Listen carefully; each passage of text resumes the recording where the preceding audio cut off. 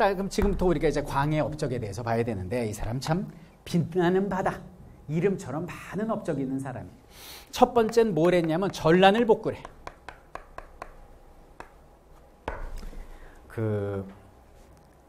우리나라 조선시대 처음으로 지어진 그 메인 궁궐이 어딜까요? 경복궁이에요. 근데 그 경복궁이 있고 태종 이방원 때 그리고 또 창덕궁도 하나 만들어놨어요. 근데 임진왜란 때 경복궁도 소실되고 창덕궁도 소실됐어. 그래갖고 선조가 돌아와 보니까 잘 데가 없는 거예요. 그래서 당시 경우궁이라는 이름의 원래는 궁궐이 아니고 거기가 이제 그 세조의 손자 월산대군의 집이었는데 거기에 기거를 하면서 궁궐을 만들거든요. 거기가 경우궁, 훗날 이름이 덕수궁으로 바뀐 겁니다. 그러니까 선조는 덕수궁에서 살았었어요. 그러다가 이제 광해군이 창덕궁을 준수해가지고 중건해서 창덕궁으로 이제 이사를 가게 된 거죠. 그래서 조선 정기왕들은 경복궁에서 살았고 조선 후기왕들은 창덕궁에서 살았다. 이렇게 보시면 되겠습니다. 그래서 창덕궁도 다시 만들고 토지조사 사업을 통해서 누가 토지를 얼만큼 가졌는지를 알아야 세금을 거두고 세금이 거쳐야 나라 살림이 바로 갈 거 아니야. 이 양전 사업도 하신 분이 바로 광해십니다. 그리고 이분의 업적 중에 유명한 게, 자, 따라해보죠. 이건 아셔야 돼. 대동법. 대동법이라는 게 있습니다. 우리 대동법이 혹시 무슨 뜻인지 아십니까? 대동이란 뜻 아세요? 대동사회 줄임말인데 이 대동사회가 뭐냐면 공자가 말한 모두가 잘 사는 사회.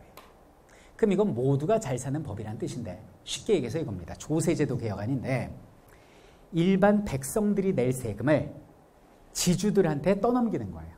지주 니네 돈 많으니까, 백성들 돈 없으니까 백성이 낼 세금을 너희 지주들이 내라 이거죠. 당시 백성들은 그 공납이라고 그래가지고 지역 특산물을 이렇게 국가에 바쳐야 되는데 그게 부담이 영 말이 아니었거든요. 그래갖고 예를 들어서 무등산의 수박, 울릉도의 오징어 이렇게 어렵게 막 특산물을 내잖아요. 그 냉장 시설이 없으니까 썩어갖고 버리기 일쑤야. 이 뭐 하는 짓이야? 지주들 쌀로 걷는 거예요.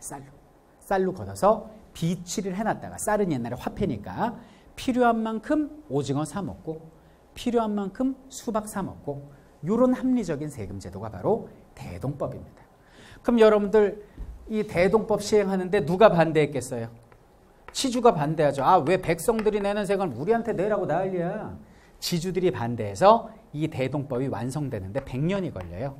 그래서 나중에 장희빈 남편 드라마 대박에 나오는 최민수 씨 바로 숙종 때 이게 완성이 됐다.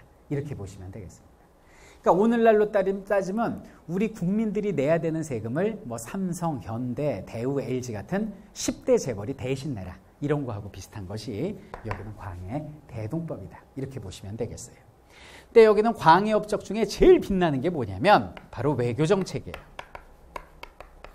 이 사람의 외교가 뭐냐면 바로 중립 외교에 있습니다. 자, 중립 외교가 무엇인가 한번 볼게요. 자, 우리나라 지도가 이렇게 있습니다. 지도 있고 여기 중국 명나라 있죠. 조선 초부터 우리가 아버지로 섬겼던 나라예요. 여기 이렇게 일본이 있어요.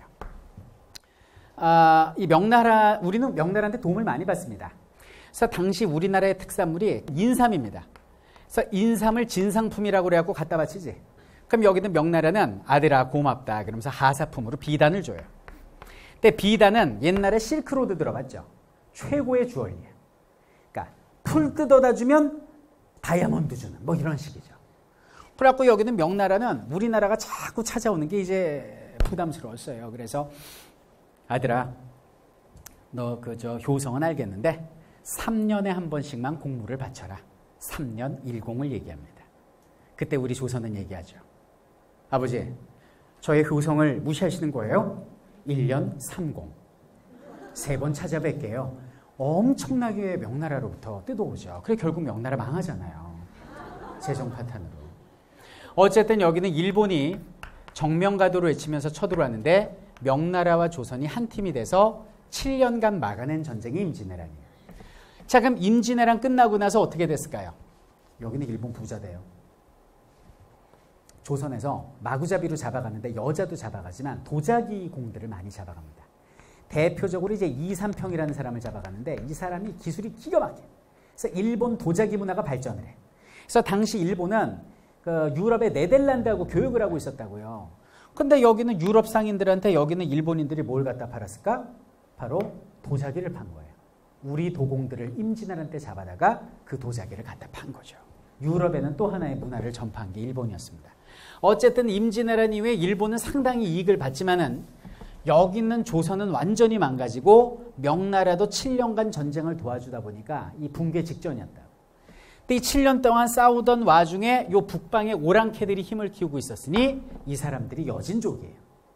이 사람들은 고려시대 때 금나라라는 걸 만들어서 우리나라를 위협한 적이 있다가 징기스칸의 몽골한테 사라진 듯 했는데 다시 후금이란 나라를 만든 거예요. 여진족이 오랑캐가.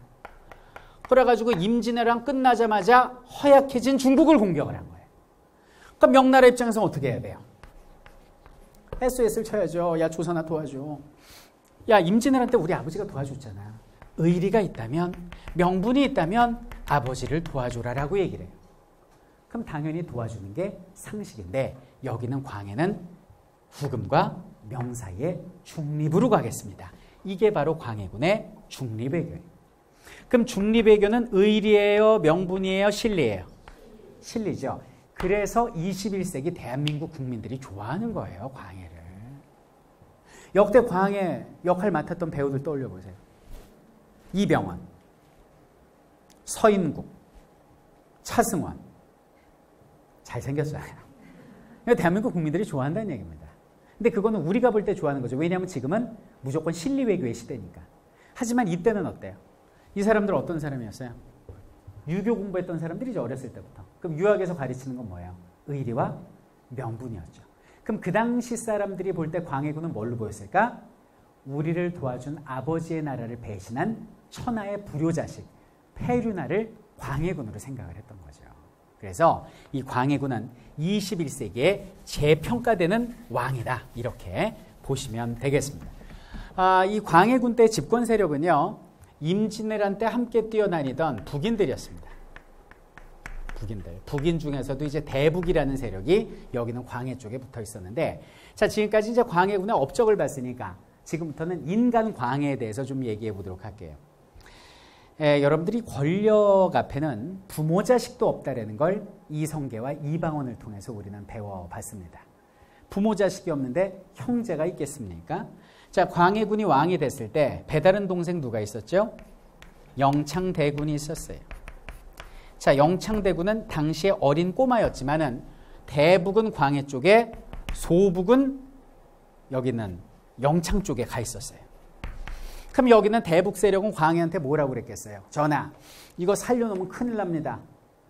전하는 지금 늙어가고 이 아이는 커가는데 이거 보내버려야 됩니다라고 끊임없이 들쑤십니다. 여기 있는 광해군은요, 배다른 동생 영창대군도 죽이고 임목대비의 아버지도 죽이고 자신의 친형이었던 임해군도 죽였어요. 그리고 여기는 임목대비, 친엄마도 아니죠. 뭐 이 시끄러워, 이 시끄러면서 폐비를 시켜버려요. 이게 광해였어요.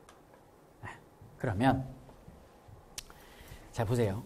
당시 사람들은 어땠냐? 자, 집권 세력은 이제 대북이었는데 당시 이제 비집권 야당이 누가 있었냐면 뭐 서인이란 세력도 있었고 남인이란 세력도 있었는데 이들이 볼 때는 이건 너무 아니었던 것 같아요. 천하의 폐륜 아니에요. 더더군다나 이들이 가장 싫었던 건 이 사람의 외교 정책이 더 싫었던 거죠. 그래서 안 되겠다. 난을 벌여야겠다라고 생각한 거예요. 그래서 서인과 남인은 힘을 합쳐서 그 유명한 인조 반정을 벌이게 된 겁니다. 그럼 인조 반정의 그 저게 뭘까요? 명분이 엄마를 패하고 형제를 죽인 네가 인간이냐 이 자식아. 그러면서 벌인 것이 바로 여기는 태모살제다. 이렇게 보시면 돼요. 자, 근데 여기는 광해군이 쫓겨나서 이 쫓겨나서 군자가 붙는 거예요. 광해군이 쫓겨나고 그 다음에 왕이 된 사람이 누구냐면 바로 인조가 됩니다. 그럼 여기는 이제 북인은 끝났어요. 여기는 북인은 몰락했고 누가 집권을 하냐면 서인들이 집권을 하고요. 서인을 도왔던 남인들은 비집권 야당으로서 아름다운 공존을 시작하게 되는 것이죠. 자, 그런데 여기는 인조는 조선 전기의 중종과는 다르게 반정을 주도한 인물이 바로 인조다 이렇게 보시면 돼요. 여기는 인조하고 광해군이 어느 정도 어떤 사이냐면 이제 조카입니다. 조카. 광해군의 조카가 여기는 인조인데 여기는 인조가 사는 땅에 왕이 되기 전에 인조가 사는 집에 왕기가 서려 있다라는 얘기를 듣고 광해군이 화가 나가지고 인조를 쫓아내버리고 그 집에다가 집을 몰수하고 그 집에다 궁궐을 지어요. 그 궁궐이 경희궁입니다. 경희궁 들어보셨죠? 광해군이 지은 게 경희궁이에요.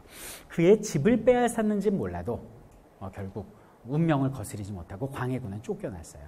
그리고 인조가 여기 있는 그 인조반정에 가담한 이유는 뭐냐면 인조의 아버지하고 또 인조의 동생을 저기는 광해군이 죽였거든요. 그래서 가담을 한 거예요. 권력을 유지하기 위해서 광해군은 손에 많은 피를 묻혔는데 결국 그 피는 자신에게 돌아오게 된 겁니다. 그러나 그 사람의 중립적인 실리 외교와 전람복구 그리고 애민의 정신만큼은 21세기에 재평가되고 있구나. 이런 걸 우리가 알 수 있어요.